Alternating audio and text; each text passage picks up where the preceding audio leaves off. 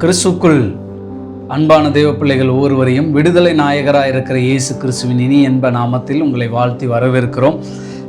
இன்று நம்முடைய இந்திய தேசம் 79வது சுதந்திர தின விழாவை கொண்டாடி கொண்டிருக்கிறது, நினைவு கூர்ந்து கொண்டிருக்கிறது. இந்த நாளிலே தேசத்திலே அந்த சுதந்திரத்திற்காக பாடுபட்ட ஒவ்வொருவரையும் நாம் நினைவு கூர்ந்து ஆண்டவருக்கு நன்றி செலுத்துவது மிக முக்கியமான ஒரு விஷயம். அதற்கு முன்பாக தேசத்தின் மீது நேசம் கொண்ட அனைவருக்கும் இனிய சுதந்திர தின நல்வாழ்த்துக்களை நாங்கள் தெரியப்படுத்துகிறோம். தேசத்திலே கிறிஸ்தவர்களுக்கு மிகப்பெரிய பங்கு உண்டு.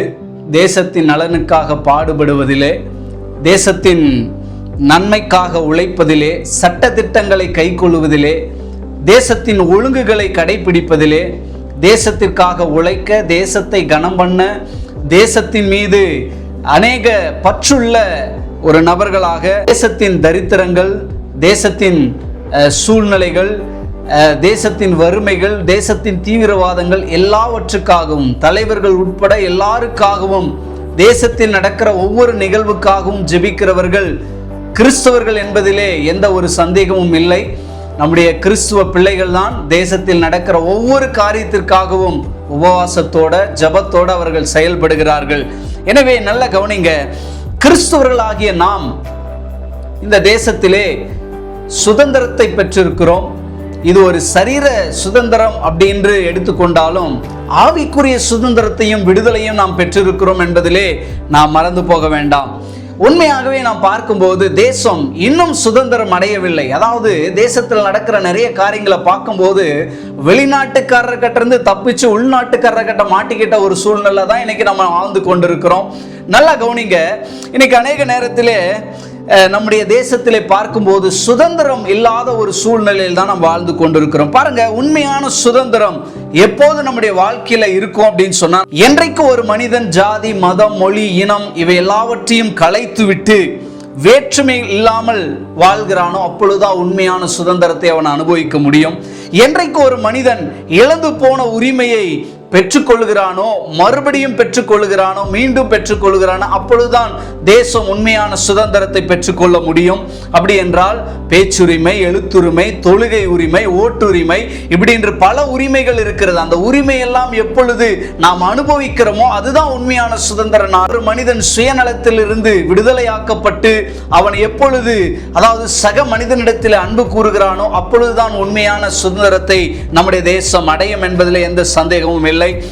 என்றைக்கு ஒரு மனிதன் தன்னுடைய சொந்த தேசத்திலே தான் நம்பும் தெய்வத்தை பயமின்றி ஆராதிக்கிறானோ, தான் விரும்புகிற உணவை எப்பொழுது அவன் தைரியமாக சாப்பிடுகிறானோ, தான் விரும்புகிற வஸ்திரத்தை எப்பொழுது அவன் பயமின்றி உடுத்திக் கொள்கிறானோ அப்பொழுதுதான் இந்த தேசத்தில் உண்மையான ஒரு சுதந்திரம் நிலவும் என்பதில் எந்த சந்தேகமும் இல்லை. என்றைக்கு ஒரு மனிதன் தீவிரவாதத்தையும் போராட்டத்தையும் வன்முறையும் விட்டுவிட்டு சமாதானத்தின் அந்த ஆயுதத்தை கையில் எடுக்கிறானோ அப்பொழுதுதான் உண்மையான விடுதலை உண்டாகும். என்றைக்கு ஒரு மனிதன் தன்னுடைய சொந்த ஆத்மாவின் கட்டுக்கள் இருந்து விடுதலையாக்கப்படுகிறானோ அப்பொழுதுதான் உண்மையான சுதந்திரத்தை அவன் அடைந்து கொள்ள முடியும். அன்பு தேவ பிள்ளைகளே, அருமையான காந்திஜி, சுதந்திரத்திற்காக போராடின காந்திஜியே ஒரு முறை சொல்லியிருக்கிறாரு, என்றைக்கு நம்முடைய இந்திய தேசத்துல ஒரு பெண் நடு ராத்திரியில அவள் சுதந்திரமாக பயம் இல்லாமல் என்றைக்கு ஒரு பெண்மணி நடந்து செல்லுகிறாளோ, தன்னுடைய பய உணர்வில்லாமல் என்றைக்கு நடந்து செல்லுகிறாரோ அப்பொழுதுதான் நம்முடைய இந்திய நாடு சுதந்திரம் அடையும் அப்படின்னு சொல்லி காந்திஜியே சொல்லிருக்கிறார். அன்பு தேவ பிள்ளைகளே, அப்படி காந்திஜி சொன்னதின் அடிப்படையில் பார்த்தால் சரீர பிரகாரமான விடுதலையை பெற்றிருக்கிறோம், ஆத்ம ரீதியாக இன்னும் விடுதலையை பெற்றுக்கொள்ளவில்லை. ஆகையால் தான் இயேசு கிறிஸ்து சொன்னாரு, யோவான் 8:36 குமாரன் விடுதலையாக்கினால் மெய்யான விடுதலையை நீங்கள் பெற்றுக்கொள்வீர்கள். அப்படி என்றால் குமாரனாகி இயேசு கிறிஸ்து அவருடைய வார்த்தையின் மூலம், அவருடைய ஆவியானவர் மூலம் நமக்கு விடுதலையை கொடுக்க அவர் ஆயத்தமாக இருக்கிறார். அந்த ஆத்துமாவின் உண்மையான விடுதலை, நம்ம ஆத்துமா ரீதியில எப்ப விடுதலையாக்கப்படுகிறோமோ அதுதான் உண்மையான விடுதலை. இன்னைக்கு ஆத்துமாவுல விடுதலை இல்லாம, சுதந்திரம் இல்லாம, சந்தோஷம் இல்லாம, சமாதானம் இல்லாம தீவிரவாதத்தோட செயல்பட்டு கொண்டிருக்கிறாங்க. ஆனா ஆண்டவர் சொல்றாரு, குமாரன் கர்த்தராகிய இயேசு கிறிஸ்து உங்களை விடுதலை ஆக்கும் போதுதான் உங்களுடைய வாழ்க்கையில உண்மையான சுதந்திரம். நீங்கள் அப்பொழுதுதான் தீவிரவாதத்தை விட முடியும். அப்பொழுதுதான் நான் மேல சொன்ன ஒவ்வொரு காரியமும் நடக்கணும்னா குமாரன் உங்களை விடுதலையாக்க வேண்டும். குமாரன் உங்களை விடுதலையாக்கினால் நீங்கள் மெய்யான விடுதலையை பெற்றுக்கொள்வீங்க. உங்க ஆத்துமாவுல, உங்க சரீரத்துல, நம்முடைய தேசத்துல தேவனுடைய விடுதலையை நாம் பார்க்க வேண்டும். எப்பொழுது ஒரு மனிதன் பாவத்தின் அடிமைத்தனத்திலிருந்து, வியாதியின் அடிமைத்தனத்திலிருந்து, சாபத்தின் அடிமைத்தனத்திலிருந்து, தீவிரவாதத்தின் அடிமைத்தனத்திலிருந்து, பொறாமை, வன்கொடுமை, இது போன்ற அநேக காரியத்திலிருந்து எப்பொழுது ஒரு மனிதன் விடுதலையாக்கப்படுகிறானோ தன்னுடைய ஆத்துமாவிலே, அதுதான் உண்மையான விடுதலை. அந்த விடுதலையை இயேசு கிறிஸ்து மாத்திரம்தான் தர முடியும் என்பதை நீங்கள் மறந்து போக வேண்டாம். இயேசு உங்கள் வாழ்விலே, உங்கள் ஆத்துமாவிலே விடுதலையாக்கினால் அதுதான் மெய்யான விடுதலை.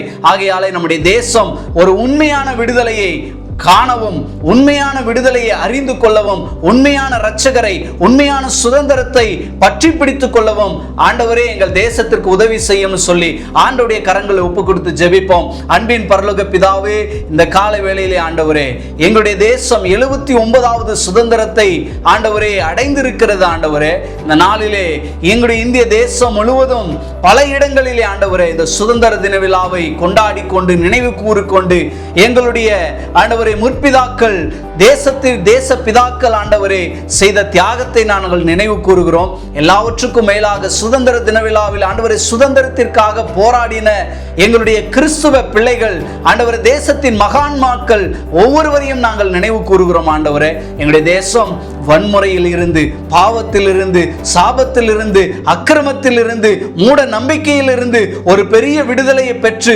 சுதந்திரமுள்ள ஒரு தேசமாக மாற தேவனாகிய கர்த்தர் உதவி செய்தருளுவீராக. நீர் எங்களுடைய தேசத்தை ஆசீர்வதியும். எங்கள் தேசத்தின் வறுமைகள், துன்மார்க்கங்கள், தீவிரவாதங்கள் எல்லாவற்றையும் ஒழிய பண்ணுவீராக. கர்த்தருடைய கரம் இந்த தேசத்தின் மீது இருப்பதாக, தலைவர்கள் மீது இருப்பதாக, ஜன மக்கள் மீது இருப்பதாக. சமாதானமும் சந்தோஷமும் உண்டாகட்டும். இயேசு கிறிஸ்துவின் நல்ல நாமத்தில் வேண்டிக் கொள்கிறோம் பிதாவே, ஆமென். தேவன் நம்ம எல்லாரையும் ஆசீர்வதிப்பாராக.